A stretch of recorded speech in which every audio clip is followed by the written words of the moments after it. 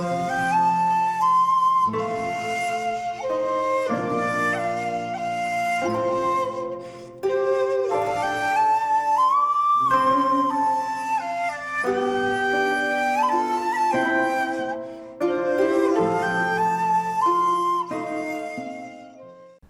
there, this is Solitary Ronin from Solitary Ronin Films, and welcome to another random review. Today's random review is Kanoa, A Shameful Memory from 1976, directed by Felipe Casals. This is a Mexican film. This is Criterion Spine number 862. This is the DVD. It is available, I believe, on Region A Criterion Blu-ray. This to me is a perfect example of what Criterion does best. You can kind of forget about their new 4K phase of releasing classics on 4K. They seem to have a recent pattern of behaviour of releasing films that already do have Blu-ray releases on different labels. For example, Johnny Toe's Throwdown, which recently just had a lovely release from Eureka, and Criterion have released that recently. But this is where Criterion does excel for me in films that you perhaps haven't heard of before, that turn out to be absolute gems. This is a wonderful film. It's about an attack of university workers in this small town in Mexico in 1968, so this is only 8 years after it actually happened. And Casals uses a really interesting technique of shooting it like a documentary and having like a guide to the event speaking to the camera. There's times where characters speak to the camera and we, the audience, are somewhat complicit in the actual events. This is a 4K transfer, and it has an introduction by Guillermo del Toro, which is very good, and also has a conversation between director Alfonso Cuarón and Casals on the 40-year anniversary of Kanoa, and it also has a booklet with an essay in it. So, like I say, it uses a documentary type style. So we open up with a newspaper getting the report of 5 university workers have been lynched and attacked in this small town, under the guise of them being communist students. And then we go to the town and we meet this character, which is very similar to the David Byrne character almost in True Stories, as far as just going around the town and telling us the background of the town. And it's a very bright and lots of sunshine, as he kind of tells the economic problems and the economic difficulties. And then he talks about the arrival of this priest who wears sunglasses throughout, and how the priest is corrupt, and how the priest has told them that the communists are coming to raise their flag and we must be against the communists because they're going to tear down the Catholic Church and they're against everything we stand for. So this priest has pretty much taken over the town. He's taken over buying parts of land off of people, and basically being on the side of the government.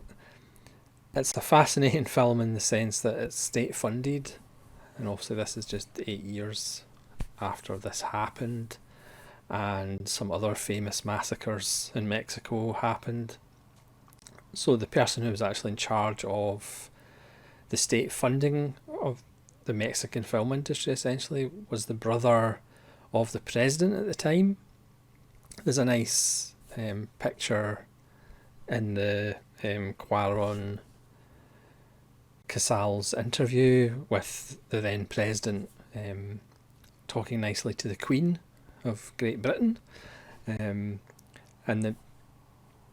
the president was responsible for a few massacres in 1968 and 1971, student uprisings.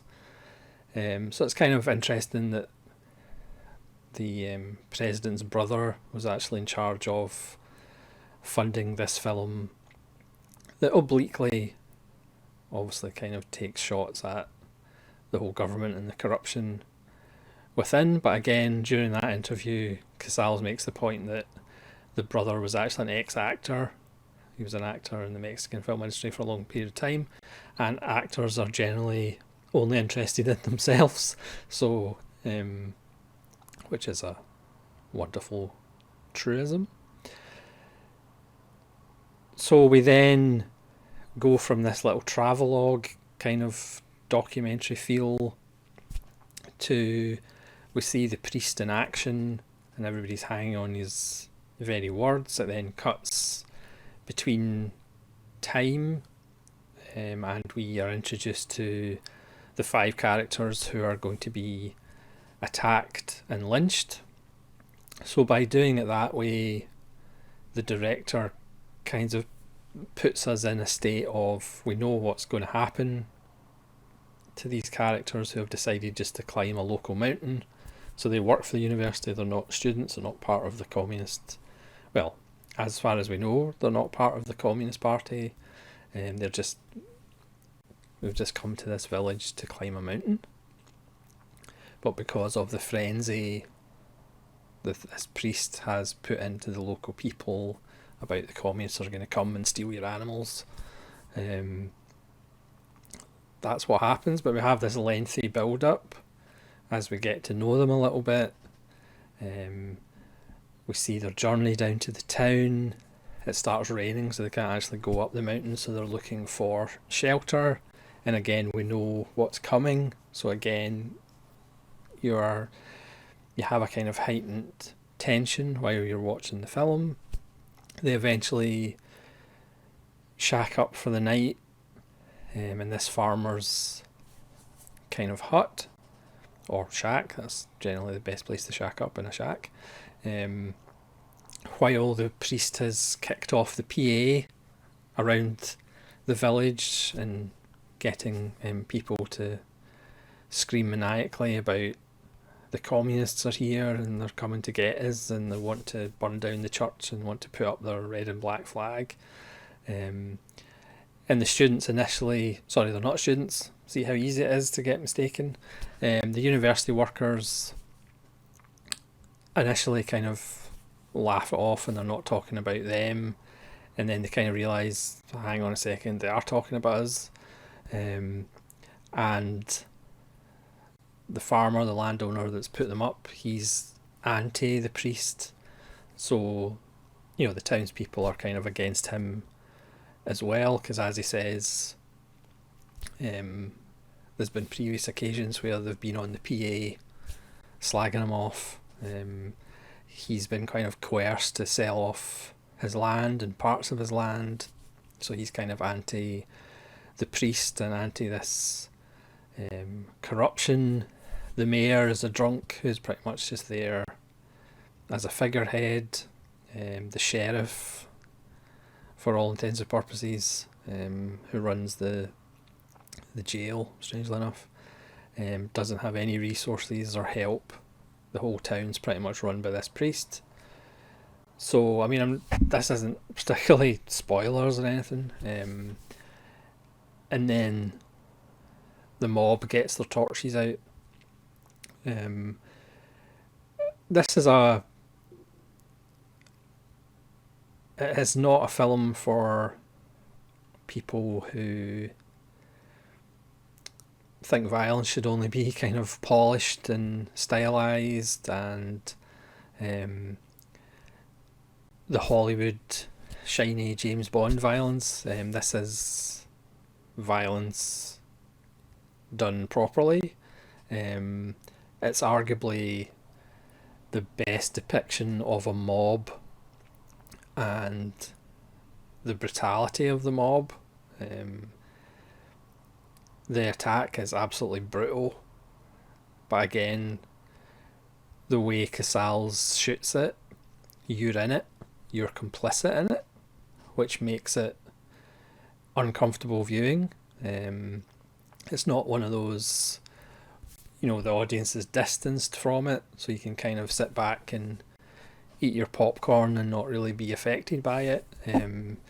You're in it, you're complicit. I mean, at one point, characters will turn to the camera and pretty much say things while their faces are covered in blood and viscera. So it's a really upfront and confrontational way of shooting it. Again, you could have shot the film in a completely different way, but the way he shoots it is really effective and really hits the viewer hard in a powerful way, and it's much more powerful than if he just shot it in a kind of normal, kind of reconstructive way that sometimes people shoot these kind of things. Again, because it's shot like a documentary, the actors who are attacked give phenomenal performances, because you do feel as though they are fighting for their lives. It is one of those scenes that you have to remember it's just a film. But obviously this event did happen, and it's probably a lot less brutal than what actually happened, but it's still brutal nonetheless. It's one of those films that isn't a horror film, but you could easily put it in the horror genre for the mob scene. Like I said, it's probably the most accurate description of a mob scene, with flaming torches and all. So it's 115 minutes. You could maybe argue it's a little long, but it's still an amazing film. Harrowing, brutal. If you're wanting a good time, then this isn't the film for you. But if you're wanting a really challenging, interesting look at Mexico in the late 60s, it's an essential film. Del Toro calls it in the top 10 of the best Mexican films of the second half of the 20th century, which kind of qualifies it a little bit too much. It's just really, really good, and challenging and disturbing and brutal, because it is about the power that some people have, and the power of propaganda, the power of fear, and how people can get lathered up to do terrible things to each other just because somebody says they did something. And again, it has the screed at the end of the film to say what happened to the people in the mob, whether any of them were actually prosecuted or whether anybody that incited it was prosecuted, but I'll not spoil that. So yeah, Kenoa, another Criterion gem. For me, that's what Criterion does best. And I probably will try and pick it up on Criterion Blu-ray. This is a 4K transfer, so it looks very good. But I might try and pick up a Region A at some point in the future. So thanks very much for watching. Please let me know in the comments below if you've seen Kenoa, A Shameful Memory. We've all got them. But maybe our shameful memories aren't quite as bad as this one. So this is Solitude Ronan from Solitude Ronan Films, saying farewell.